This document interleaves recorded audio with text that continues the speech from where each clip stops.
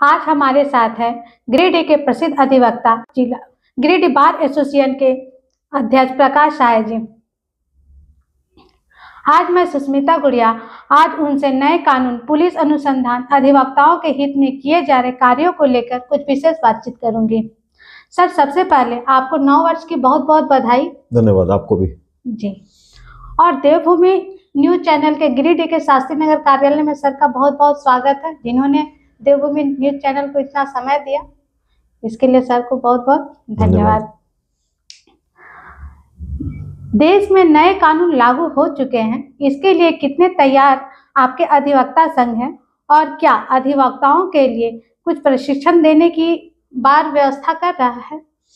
देखिए, जो कानून लागू हुआ, नया कानून ये लागू हुआ जुलाई 2023 में जी, और उसके पूर्व में ही ये हम लोगों को जानकारी दी गई थी कि ये कानून लागू होगा। तो हम लोगों ने जो नए कानून की जो किताबें हैं वो भी मार्केट में आ गई थी, हम लोगों ने उसको परचेज करना शुरू कर दिया था और उस हिसाब से लोग अपनी तैयारी कर रहे थे।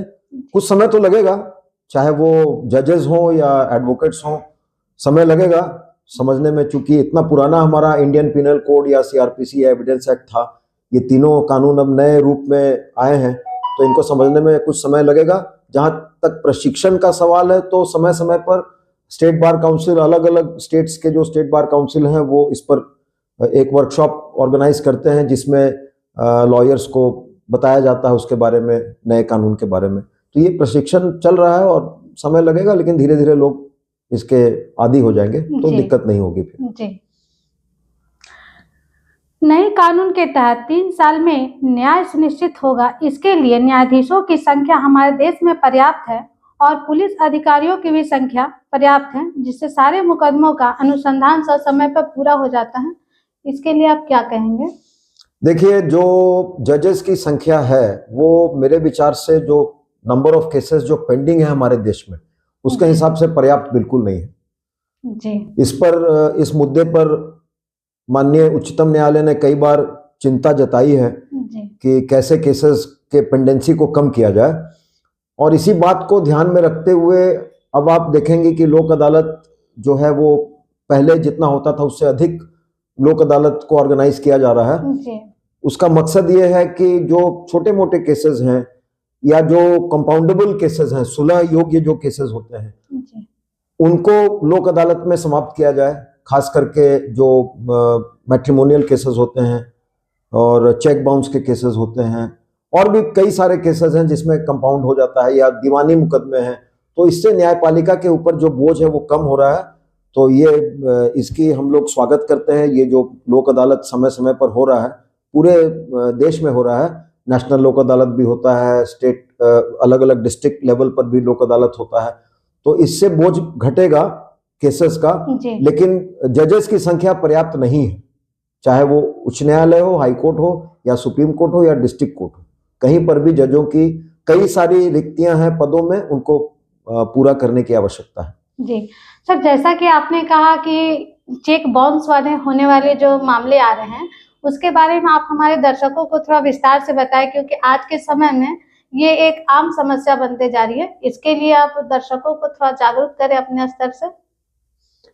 देखिए, चेक बाउंस के केसेस में कानून ये है कि अगर चेक बाउंस होता है जी, तो चेक बाउंस की जानकारी होने की तिथि से जी, 1 महीने के अंदर उस व्यक्ति को एक नोटिस देना पड़ता है जिसने चेक इशू किया जी, और उसको नोटिस प्राप्ति के तिथि से 15 दिन का समय दिया जाता है पेमेंट करने के लिए। और वो 15 दिन जिस दिन समाप्त हो जाता है, अगर वो उसका भुगतान नहीं करता है चेक की राशि का, तो उसके बाद उस 15 दिन की समाप्ति के बाद 1 महीने के अंदर केस फाइल करना पड़ता है। ये उसका कानून है और एनआई एक्ट में प्रावधान है कि 6 महीने के अंदर उसका निपटारा हो जाना चाहिए, केस का मामला का निपटारा हो जाना चाहिए, केस का डिस्पोजल 6 महीने के अंदर हो जाना चाहिए। जी। अनुसंधान और विधि व्यवस्था दोनों काम पुलिस अधिकारियों को करने पड़ते हैं। अभी तक इसके लिए अलग अलग व्यवस्था नहीं की गई है। इसका मुकदमा पर क्या प्रभाव पड़ता है? विधि व्यवस्था और अनुसंधान के लिए अलग अलग विंग बनाने की जरूरत आप समझते हैं क्या? बिल्कुल, ये आपका बहुत अच्छा सवाल है। मेरे विचार से लॉ एंड ऑर्डर और इन्वेस्टिगेशन जी ये पुलिस डिपार्टमेंट में 2 अलग अलग विंग होने चाहिए। जी जो लॉ एंड ऑर्डर के लिए रिस्पॉन्सिबल हैं उनको केसेस का इन्वेस्टिगेशन नहीं दिया जाए। जी प्रॉब्लम ये होता है कि अगर एक पुलिस पदाधिकारी को आप इन्वेस्टिगेटिंग ऑफिसर बनाते हैं और साथ साथ उनको लॉ एंड ऑर्डर की भी जिम्मेवारी देते हैं जी तो उनका ध्यान केस के अनुसंधान से भटकता है जी और उससे त्वरित गति से अनुसंधान नहीं हो पाता है या कभी कभी अनुसंधान में कुछ त्रुटियां रह जाती हैं। तो मेरे विचार से इस पर विचार होना चाहिए कि इन्वेस्टिगेशन का विंग अलग हो और लॉ एंड ऑर्डर का विंग अलग हो। इससे जो केसेस का पेंडेंसी है वो भी कम होगा। कम इसलिए होगा कि अनुसंधान जल्दी कंप्लीट होगा। जिस पुलिस पदाधिकारी को अनुसंधान पदाधिकारी बनाया गया है वो जल्दी फोकस करके उस केस में चार्जशीट करेंगे या फाइनल करेंगे, जो भी उसका रिजल्ट होगा। लेकिन मेरे समझ से अलग होना चाहिए। जी झारखंड सरकार अमवा बजट लाने वाली है और समाज के सभी वर्गों को इसके लिए सुझाव मांगा गया था। तो इसमें इस बजट से अधिवक्ताओं को क्या उम्मीद है और सरकार अधिवक्ताओं के लिए ऐसा कौन सा कार्य करी है जिससे अधिवक्ताओं अपने आप को संतुष्ट? देखिए, सरकार ने जो घोषणा की है उसका झारखंड के सभी अधिवक्ता स्वागत करते हैं जी और ये पहली बार हुआ है कि हमारे देश में अधिवक्ताओं के लिए किसी भी सरकार ने इतना बड़ा कदम उठाया उनके पक्ष में। जी सरकार ने जो घोषणा की है उसके अनुसार अधिवक्ताओं को मेडिकल इंश्योरेंस की सुविधा मिलेगी, पेंशन की राशि जो अभी मिलती है वो उसको दुगना कर दिया जाएगा। जो हम लोगों को स्टेट बार काउंसिल से मिलता है उसके अलावा उतनी ही राशि हम लोगों को सरकार की ओर से मिलेगी। तो ये जो घोषणा सरकार के द्वारा की गई है इसका हम सभी लोग बहुत स्वागत करते हैं और सरकार को इस काम के लिए धन्यवाद भी देना चाहते हैं। जी बार और बेंच के बीच बेहतर समन्वय रहे, इसके लिए क्या कदम उठाए गए हैं? जहां तक गिरिडीह का सवाल है, मुझे तो ऐसा नहीं लगता कि कोई कदम उठाने की आवश्यकता है। बहुत बेहतर संबंध है सभी अधिवक्ताओं के न्यायिक पदाधिकारियों के साथ और बीच बीच में हम लोगों की मीटिंग भी होती है। प्रिंसिपल डिस्ट्रिक्ट जज साहब के पास मीटिंग में हम लोग जाते हैं, हम लोगों की जो समस्या है वो सुनते हैं, उसका वो निराकरण करते हैं और उनको अगर हम लोगों से कोई समस्या होती है तो उसके बारे में हम लोगों को जानकारी देते हैं, तो हम लोग अपने ढंग से उसका निराकरण करते हैं। तो मेरे विचार से यहाँ पर ऐसी कोई बात नहीं है। जी गिरिडीह बार एसोसिएशन के सामने इस समय एक बड़ी चुनौती क्या है और उनके हल के लिए आप क्या कदम उठा रहे हैं? देखिए, हम लोगों के साथ परेशानी ये है कि जो हम लोग का न्यायालय परिसर है जी वो काफ़ी छोटा है और हम लोग का जो बैठने का जो बार लाइब्रेरी है जहाँ अधिवक्ता लोग बैठते हैं वो सड़क के एक तरफ है और कोर्ट कैंपस जो है वो सड़क की दूसरी तरफ है। दूसरी ओर है। तो हर अधिवक्ता को कोर्ट में अपीयर होने के लिए बार बार रोड को क्रॉस करना पड़ता है। जी इससे एक्सीडेंट का खतरा हमेशा बना रहता है। जी तो हम लोगों ने कई बार रिक्वेस्ट भी किया है पर ध्यान नहीं दिया गया कि सुबह 11 बजे से 4 बजे तक इस रोड को वन वे कर दिया जाए ताकि हम लोगों को आने जाने में परेशानी नहीं हो। जी और दूसरी बात है कि जो अधिवक्ता आते हैं उनको वाहन खड़ा करने में भी बहुत परेशानी होती है, पार्किंग की कोई सुविधा हम लोगों को नहीं है। तो ये सब परेशानियां तो हैं और अगर कोर्ट कहीं शिफ्ट होता है किसी बड़े स्थान में तो उम्मीद करते हैं कि ये परेशानियां दूर हो जाएंगी। जी बार एसोसिएशन के अध्यक्ष के रूप में आपने बार के विकास और अधिवक्ताओं के हित के लिए आपने ऐसा कौन सा कार्य किया है, ये आप हमारे दर्शकों को बताएं।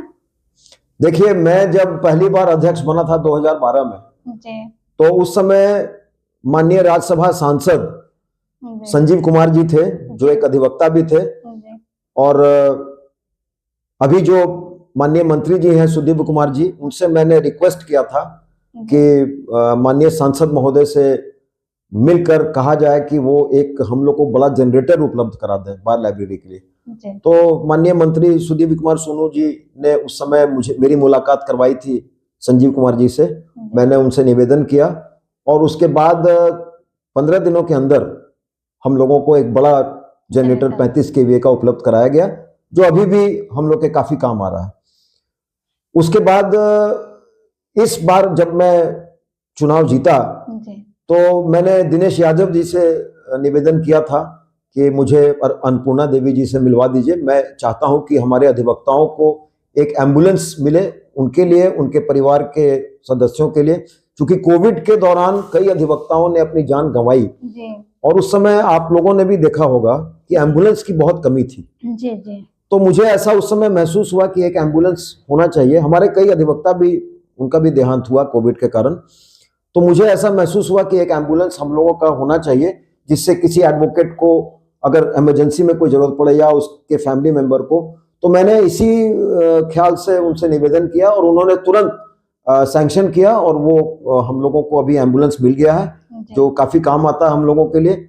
किसी भी एडवोकेट को कहीं इमरजेंसी में बाहर जाना पड़े इलाज के लिए या उनके फैमिली मेंबर्स को, तो ये चीजें हैं जो मैंने की हैं। ये आपकी उपलब्धि रही है। हाँ जी।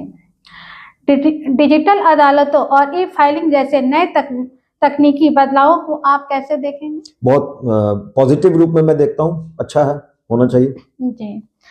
विवाद निपटान प्रक्रिया को सरल और तेज बनाने के लिए आपके क्या सुझाव हैं? देखिए, इसमें तो सबसे मेरा सुझाव तो यही है कि जो रिक्तियां हैं जजेस के पदों में, उसको पूरा किया जाए जी।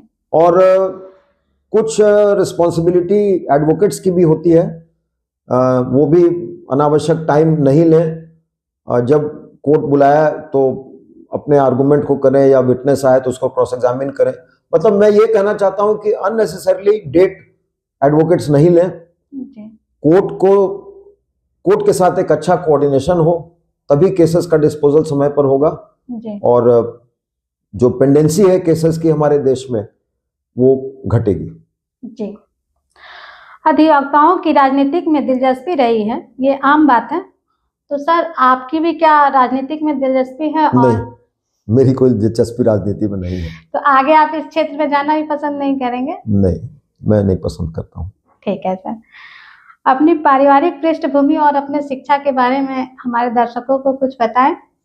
मैं गिरिडीह कार्मल स्कूल का प्रोडक्ट हूँ। मैंने बचपन से लेकर के क्लास 10 तक मैं गिरिडीह कार्मल स्कूल में पढ़ा। उसके बाद मैंने ग्रेजुएशन किया गिरिडीह कॉलेज से, लॉ मैंने किया रांची से। और मेरे ग्रैंडफादर स्वर्गीय बजरंग सहाय, वो भी एक एडवोकेट थे पटना हाई कोर्ट में। वो उस समय 1966-67 में वो एडवोकेट जनरल भी थे। मेरे पिता स्वर्गीय डॉक्टर उमाशंकर सहाय यहाँ के एक प्रसिद्ध चिकित्सक थे। मेरे परिवार में 3 डॉक्टर हैं। जी। मेरे दादाजी के बाद मैं ही इस पेशे में आया। जी। सर का बहुत बहुत धन्यवाद, जिन्होंने देवभूमि न्यूज चैनल को अपना इतना बहुमूल्य समय दिया, उसके लिए सर का बहुत बहुत धन्यवाद। नमस्कार। Gift your child a future-ready education at Saluja Gold International School, the best boarding school in Giridih, Jharkhand. With a lush green campus and modern facilities like smart classes, robotics lab, science and math labs, and a fully equipped boarding, we foster all-round growth. Prepare your child for excellence in the classroom and beyond. Saluja Gold International School, Giridih, Jharkhand. Admissions open 2025-26. Enroll now.